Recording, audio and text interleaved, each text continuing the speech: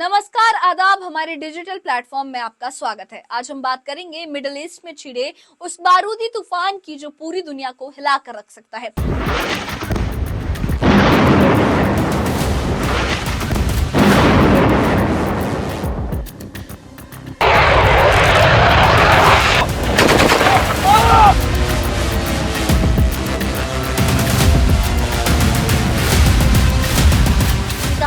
Iran, America और Israel के बीच की खतरनाक रस्साकसी की।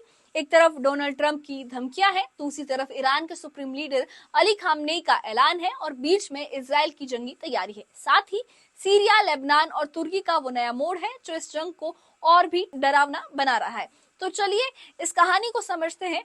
शुरू करते हैं। मिडिल ईस्ट आज एक ऐसे चौराहे पर खड़ा है जहां हर कदम पर युद्ध का खतरा मंडरा रहा है। इस कहानी का केंद्र है ईरान का परमाणु प्रोग्राम। सालों से अमेरिका और इजराइल ईरान को परमाणु हथियार बनाने से रोकने की कोशिशों में जुटे हैं, लेकिन ईरान का कहना है कि उसका परमाणु प्रोग्राम सिर्फ शांतिपूर्ण ऊर्जा के लिए है। तो दूसरी तरफ अमेरिका और इजराइल इसे दुनिया के लिए खतरा मानते हैं। इस टकराव की शुरुआत हुई थी 2015 की न्यूक्लियर डील से, जिसे JCPOA यानी joint comprehensive plan of action कहा जाता है।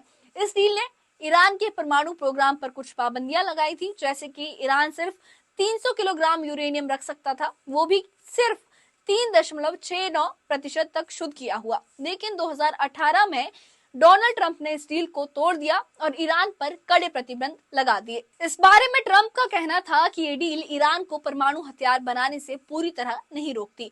उन्होंने ईरान पर मैक्सिमम प्रेशर कैंपेन शुरू किया, यानी आर्थिक प्रतिबंधों का ऐसा जाल बिछाया गया कि ईरान की अर्थव्यवस्था चरमराने लगी। लेकिन ईरान इसके सामने झुका नहीं, उल्टा उसने अपने परमाणु प्रोग्राम को और तेज कर दिया। मार्च 2025 की IAEA यानी अंतर्राष्ट्रीय परमाणु ऊर्जा एजेंसी की रिपोर्ट के मुताबिक ईरान के पास अब 275 किलोग्राम यूरेनियम है, जो 60% तक शुद्ध किया गया है। और ये बहुत खतरनाक आंकड़ा है, क्योंकि अगर ईरान इसे और शुद्ध करता है तो वो आधा दर्जन परमाणु बम बना सकता है। अमेरिका का दावा है कि ईरान एक हफ्ते में ही एक परमाणु बम तैयार कर सकता है। अब इस कहानी में एक नया ट्विस्ट आता है कि ईरान के सुप्रीम लीडर अली खामनेई ने ये साफ कर दिया है कि वो ट्रंप की न्यूक्लियर डील को नहीं मानेंगे, वो उसे स्वीकार नहीं करेंगे। खामनेई ने इसे ईरान के हितों के खिलाफ बताया है।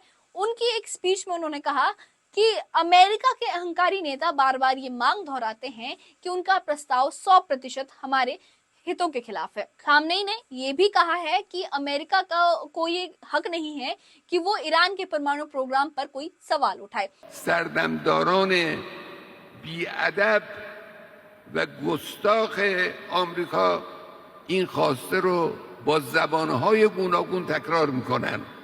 طرحی که آمریکایی‌ها ارائه کردن 100% ضد ما میتوانیم است. مطلبی که ما در باب هسته‌ای به طرفهای آمریکایی و غیره میگیم اینه که شما چه کاره اید؟ چرا دخالت میکنید که ایران باید غنیسازی داشته باشه یا نداشته باشه؟ به شما چه؟ آمریکایی ها این است که شما اصلا صنعت هسته‌ای نداشته باشه، ایران صنعت هسته‌ای نداشته باشه. شما در رادیو دارو به ما احتیاج داشته باشید، در انرژی به ما احتیاج داشته باشید، در دستگاه آب شیرین کن به ما احتیاج داشته باشید، در 10ها رشته مهم دیگر به ما وابسته باشید، اصلا صنعت هسته‌ای نداشته باشید. उनकी एक और बात ने दुनिया को चौंका दिया है कि उन्होंने कहा कि अगर ईरान के पास 100 परमाणु सेंटर भी हो, लेकिन यूरेनियम संवर्धन की सुविधा ना हो, तो ये सेंटर बेकार है, क्योंकि बिना ईंधन के ये सेंटर सिर्फ इमारतें हैं। खामनेई का ये बयान एक तरफ ट्रंप को खुली चुनौती है। वो कह रहे हैं कि ईरान ना सिर्फ अपने परमाणु प्रोग्राम को जारी रखेगा, बल्कि वो दुनिया का सबसे बड़ा परमाणु शक्ति बनने की राह पर है। ये बयान इतना बड़ा है कि इससे अमेरिका और इजराइल की नींद उड़ गई है।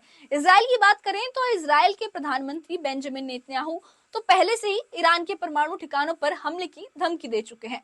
Accused the president on folding on Iran and said that the administration is getting ready to sign a secretive side deal with Iran. Any comments on this? No. What I can say, though, of course, is that The maximum pressure campaign on Iran remains in full force. लेकिन आपको ये भी बता दें कि Iran के जो ज्यादातर परमाणु सेंटर हैं वो जमीन के नीचे बने हुए हैं और इन्हें खत्म करने के लिए इजराइल को बंकर बस्टर बॉम्ब चाहिए जो बिना अमेरिका की मदद के वो इस्तेमाल नहीं कर सकता। लेकिन ये जंग सिर्फ ईरान और अमेरिका इजराइल तक नहीं रह गई है, मिडिल ईस्ट में भी और कई मोर्चे इसमें खुल गए हैं। इजराइल इस वक्त गजा में हमास के खिलाफ जंग लड़ रहा है, लेबनान में हिजबुल्ला से उसका टकराव चल रहा है और यमन में भी हूथी विद्रोहियों ने इजराइल के खिलाफ मोर्चा खोल रखा है। लेकिन सबसे नया और खतरनाक मोर्चा है सीरिया से। हाल ही में सीरिया से गोलान हाइट्स पर 2 रॉकेट दागे गए। ये हमला तब हुआ जब सीरिया में कमांडर जुलानी ने सत्ता संभाली। इजराइल के रक्षा मंत्री इजराइल कॉटेज ने इसके लिए जुलानी को जिम्मेदार ठहराया और जवाबी हमले की धमकी भी दी। अब यहाँ एक और बड़ा खिलाड़ी है तुर्की के राष्ट्रपति रेसेप तैयप एर्दोआन इजराइल को अपना सबसे बड़ा दुश्मन मानते हैं। सीरिया में तुर्की की सैन्य मौजूदगी और हथियारों की ताकत इजराइल के लिए बड़ी चुनौती है।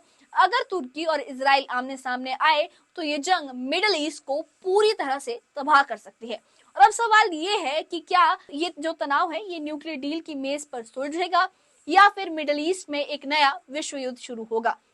अमेरिका के स्टेट डिपार्टमेंट की प्रवक्ता टेमी ब्रूस ने कहा कि ट्रंप का ईरान पर मैक्सिमम प्रेशर कैंपेन जारी रहेगा, लेकिन ईरान के विदेश मंत्री सैयद अब्बास अराक्ची का कहना है कि अगर अमेरिका ईरान के शांतिपूर्ण परमाणु प्रोग्राम को रोकने की कोशिश करेगा तो कोई डील नहीं होगी।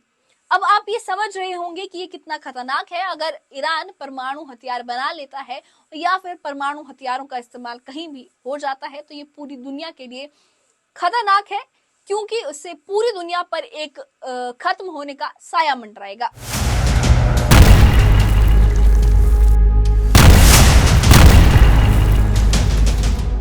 खाड़ी के बारूदी घमासान के बीच अमेरिका ईरान में रस्साकशी का खतरनाक खेल चल रहा है।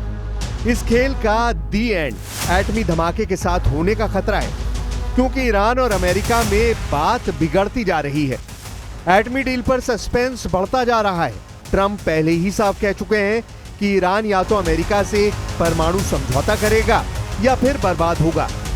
ट्रंप की धमकियां दिन ब दिन तेज होती जा रही हैं। उधर इजराइल ईरान पर हमले की धौंस जमा रहा है। ईरान भी ट्रंप की एटमी डील से दूर होता दिखने लगा है, मगर ट्रंप एटमी डील की मजबूरी गिनाते जा रहे हैं। इस सब के बीच इजराइल दुश्मनों पर बारूद बरसाना बंद नहीं कर रहा है, जबकि ईरान ने फाइनल फैसला कर लिया है। फैसला ये कि ईरान ट्रंप के साथ परमाणु समझौता नहीं करने वाला। ईरान एटमी डील के लिए तभी तैयार होगा जब ट्रंप ईरान की हर शर्त मान ले। इसके मायने ये है कि अब डील नहीं, युद्ध होगा।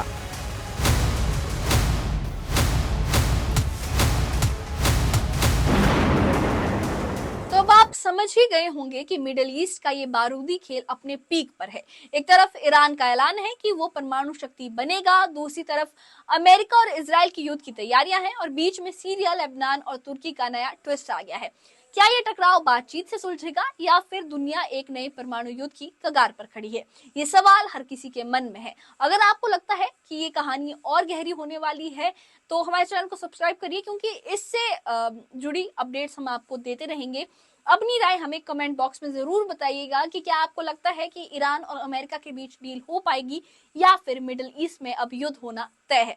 हम अगली वीडियो में आपसे फिर मिलेंगे एक नई कहानी के साथ। इस मामले से जुड़ी अपडेट्स के लिए हमारे चैनल के साथ बने रहिए और इस बारे में आपकी क्या राय है हमें कमेंट बॉक्स में जरूर बताइए। और ऐसी ही खबरों के लिए और ऐसे अपडेट्स के लिए हमारे चैनल के साथ बने रहिए। हमारे चैनल को सब्सक्राइब करिए। शुक्रिया।